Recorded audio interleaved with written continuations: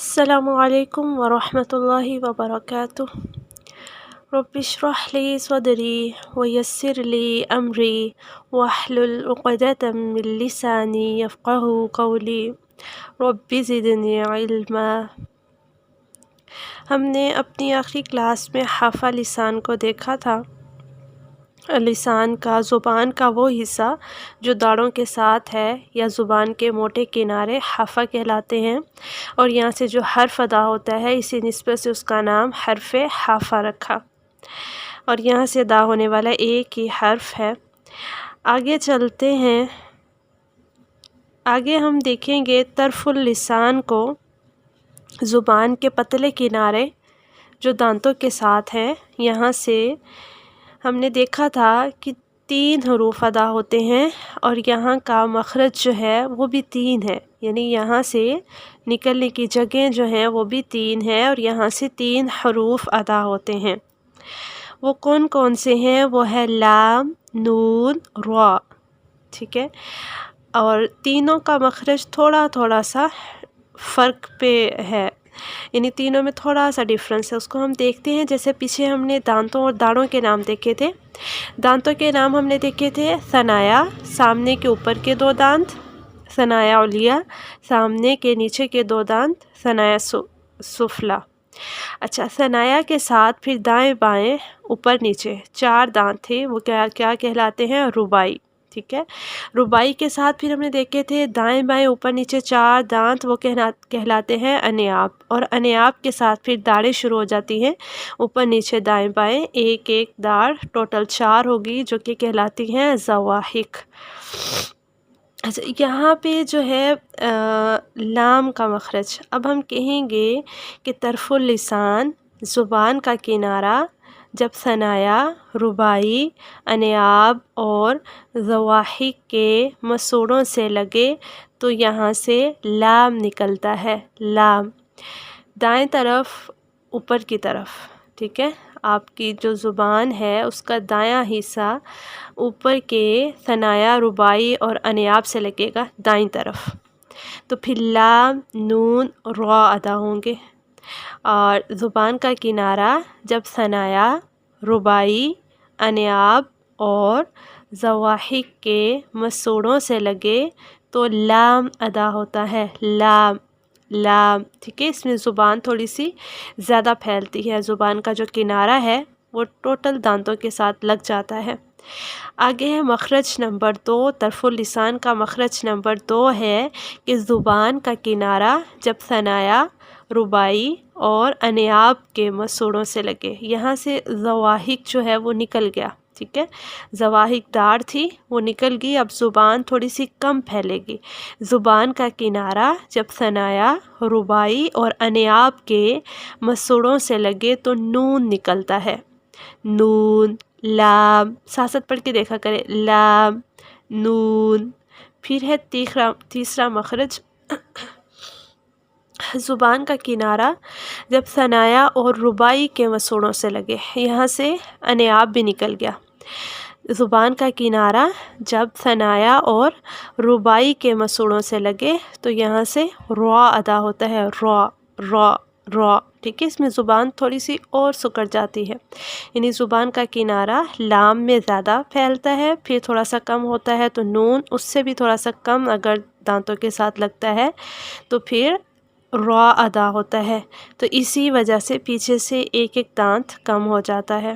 دوبارہ سے دہرا دیتی ہوں، ہم نے آج دیکھا طرف اللسان کو، زبان کے پتلے کنارے، ٹھیک ہے؟ یہاں کا مخرج بھی 3 ہے، حروف بھی 3 ہے۔ مخرج نمبر 1 ہے کہ جب زبان کا کنارہ ثنایا، رباعی، انیاب اور زواحک کے مسوڑوں سے لگے تو لام ادا ہوتا ہے۔